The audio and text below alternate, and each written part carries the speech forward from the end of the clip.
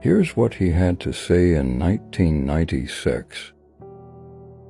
Start by secretly creating a problem in the world and making sure someone else is blamed for it in the public arena, in the public mind. It could be a run on a currency, it could be a government collapse, at its most extreme it could be a war, because the two world wars in this century were funded, all sides were funded by the same people.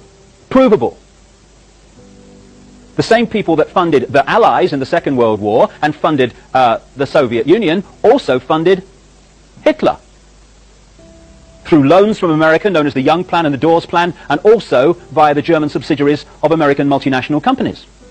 Why would they do that? Why would someone want to fund all sides in a war? What is good is a war? Well, first of all, on one level, it makes vast amounts of money if you're lending money to all sides and you're also selling them lots of arms and all that stuff. But the fundamental reason for a war is to change the nature of post-war society.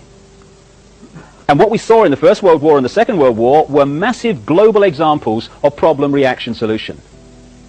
We are looking at a gigantic con trick before our eyes. We don't live in a democracy in this country or in America or in these other places. We live in a one-party state where the same force from the peak of the pyramid string pulls all sides.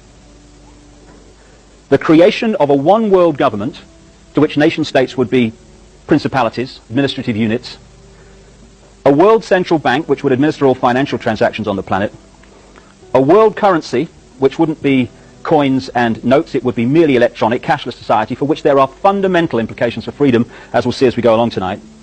A world army under centralized control, with nation-state armies dismantled under the justification of seeking peace, and a microchipped population linked to a global computer, the latter of which sounds bizarre to many people on first hearing, except that we are ridiculously close to it and the technology already exists.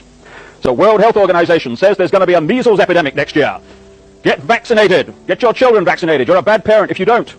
Then the same people that organize that then start flogging out the vaccine and make a fortune out of it. So if we take one element of that under problem, reaction, solution, it's amazing the extent to which we have given our power away, our spiritual power. It's all about taking our power back.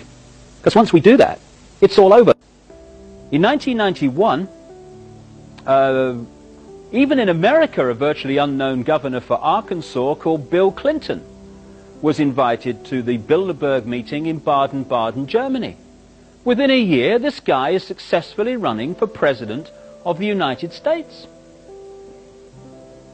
In 1993, another relatively unknown Labour Party Home Affairs spokesman in Britain called Tony Blair was invited to the Bilderberg meeting in Greece, along with his opponent, the Conservative Chancellor, Kenneth Clarke, by the way.